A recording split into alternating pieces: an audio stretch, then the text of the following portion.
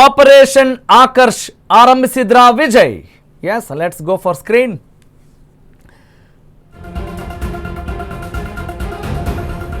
Operation Akarsh ಆರಂಭಿಸಿದ್ರ ವಿಜಯ್. ಬರೀ ಎಲ್ಲವನ್ನು ಶುರು ಮಾಡ್ತಾರೆ.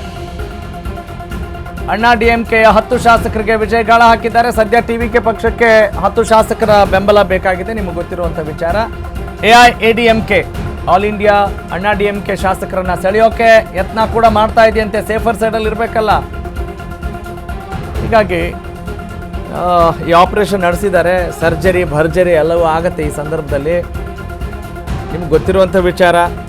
ಎಲ್ಲವೂ ಕಂಡೀಷನ್ಸ್ಗಳ ಮೇಲೆ. ನೋಡಿ, ನಮಗೆ ಇಷ್ಟಿಷ್ಟು ಕೊಟ್ಟರೆ ಇಷ್ಟು ಬರ್ತೀವಿ, ಎಲ್ಲ ವ್ಯಾಪಾರ ಅಲ್ವೇ, ಕುದುರೆ ವ್ಯಾಪಾರ ಅಂತ ಕೂಡ ಕರಿತೀವಿ. ಟಿವಿಕೆ ಶಾಸಕರನ್ನ ರೆಸಾರ್ಟ್ಗೆ ಕಳಿಸಿದ್ದಾರೆ ವಿಜಯ್. ಯಾಕಂತ ಹೇಳಿದ್ರೆ ಅತಂತ್ರ ಸ್ಥಿತಿ ಆಗಿರುವಾಗ ಇದೆಲ್ಲವೂ ಕೂಡ ನಡೆಯುತ್ತೆ. ಹಾಗಾಗಿ ಅವರು ಕೂಡ ಸ್ಟ್ರಾಟಜಿಗಳನ್ನ ಮಾಡ್ತಾರೆ. 10 ಶಾಸಕರಿಗೆ ಈಗಾಗಲೇ ವಿಜಯ್ ಗಾಳ ಹಾಕಿದ್ದಾರೆ. ಸದ್ಯ ಟಿವಿಕೆ ಪಕ್ಷಕ್ಕೆ ಬೇಕಾಗಿರೋ 10 ಶಾಸಕರನ್ನ ಹೇಗೆ ಸೆಳಿಬೇಕು, ಹೇಗೆ ನಮ್ಮ ಪಕ್ಷಕ್ಕೆ ಸೇರಿಸ್ಕೊಳ್ಬೇಕು ಅಥವಾ ಜೊತೆಗೆ ಪಕ್ಷಕ್ಕೆ ಸೇರಿಸ್ಕೊಳ್ಬೇಕು ಅನ್ನೋದಕ್ಕಿಂತ ಹೆಚ್ಚಾಗಿ ಸರ್ಕಾರ ರಚನೆ ಮಾಡಬೇಕಾದ್ರೆ ಅವರ ಬೆಂಬಲವನ್ನು ಪಡೆದುಕೊಳ್ಬೇಕು. ಹೀಗಾಗಿ ಸಣ್ಣ ಪುಟ್ಟ ಪಕ್ಷಗಳ ಜೊತೆ ಕೈ ಜೋಡಿಸುವಂಥದ್ದು ಸಾಮಾನ್ಯ.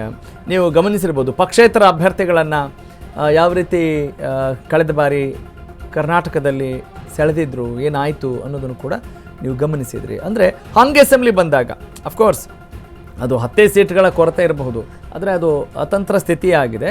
ಟಿವಿಕೆ ಸಿಂಗಲ್ ಲಾರ್ಜೆಸ್ಟ್ ಪಾರ್ಟಿಯಾಗಿ ಬಂದಿದೆ, ಆದರೆ 118 ಸ್ಥಾನಗಳು ಬೇಕಲ್ವಾ. ಹಾಗಾಗಿ ಆ 118 ಇನ್ನೂ 10 ಸ್ಥಾನಗಳನ್ನು ತುಂಬಲಿಕ್ಕೆ ಈಗ 16 ಸರ್ಕಸ್ನ ಮಾಡಬೇಕಾಗಿದೆ, 106 ಸರ್ಕಸ್ಗಳನ್ನು ಮಾಡಬೇಕಾಗಿದೆ. ರಾಜಕೀಯ ಪಾಲಿಟಿಕ್ಸಲ್ಲಿ ಏನು ಬೇಕಾದರೂ ಆಗುತ್ತೆ. 2+2 is not equal to 4 ಅನ್ನೋ ಮಾತನ್ನು ನಾವು ಯಾವಾಗಲೂ ಗಮನದಲ್ಲೇ ಇಟ್ಕೊಂಡು, anything can happen in politics. ಯಾಕಂತ ಹೇಳಿದ್ರೆ ನೀವು ಒಂದು ಕ್ರಿಕೆಟ್ ನೋಡುವಾಗ ಹೇಗಿರುತ್ತಲ್ಲ, ಕೊನೆ ಓವರಲ್ಲಿ ಏನಾಗುತ್ತೆ, ಇವರೇ ಗೆದ್ದುಬಿಡ್ತಾರೆ ಅಂತ ಅಂದ್ಕೊಂಡಿರ್ತೀವಿ, ಇನ್ನೇನೋ ಆಗಿರುತ್ತೆ. ಅದೇ ರೀತಿಯಾದಂಥ ಬೆಳವಣಿಗೆಗಳನ್ನು ನಾವು ರಾಜಕಾರಣದಲ್ಲೂ ಕೂಡ ಇಲ್ಲಿ ಊಹೆ ಮಾಡ್ಕೊಳ್ಬೋದು. ಅಂತಹ ಅನೇಕ ಸನ್ನಿವೇಶಗಳನ್ನು, ಸಂದರ್ಭಗಳನ್ನು, ಫಲಿತಾಂಶಗಳನ್ನು ನೀವು ನೋಡಿರ್ತೀವಿ.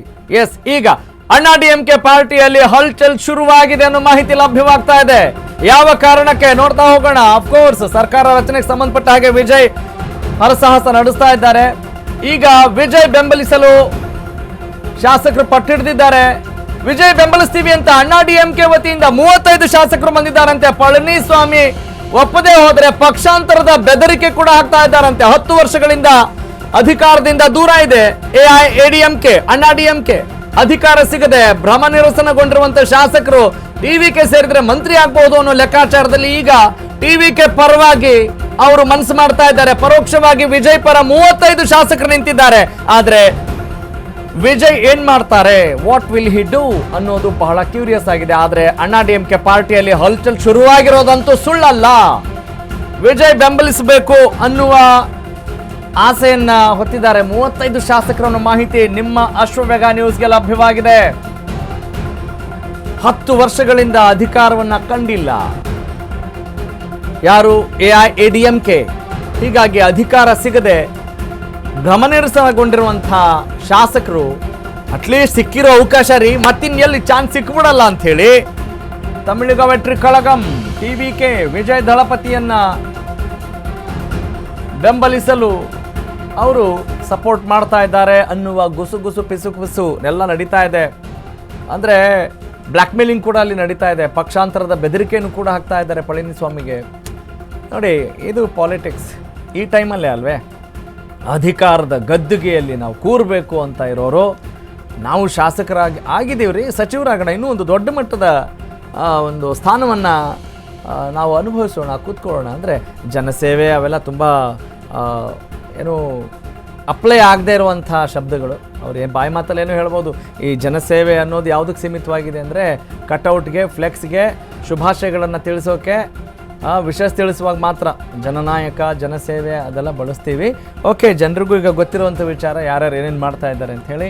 ಅದರಲ್ಲೂ ಪೊಲಿಟಿಷಿಯನ್ಸ್ನ ಎಷ್ಟರ ಮಟ್ಟಿಗೆ ನಂಬಬೇಕು, ನಂಬಾರ್ದು ಅನ್ನುವ ಲೆಕ್ಕಾಚಾರ ಕೂಡ ಜನರಿಗೆ ಇದ್ದೇ ಇರುತ್ತೆ. ಆದರೆ ವಿಧಿ ಇಲ್ಲದೆ ಏನಾದರೂ ಒಂದು ಹೊಸ ಚೇಂಜಸ್ ಮಾಡ್ಬೋದಾ, ಹೊಸದಾಗಿ ಏನಾದರೂ ಬೆಳವಣಿಗೆಗಳು ಕಾಣ್ಬೋದಾ, ಆ ಒಂದು ಆಶಾಭಾವನೆಯಿಂದ ಅವರು ತಮ್ಮ ವೋಟ್ನ ಚಲಾಯಿಸಿರ್ತಾರೆ. ಒಟ್ಟಿನಲ್ಲಿ ಈ ಬಾರಿ ಕಮಾಲ್ ಮಾಡಿರೋದಂತೂ ಸುಳ್ಳಲ್ಲ ದಳಪತಿ ವಿಜಯ್.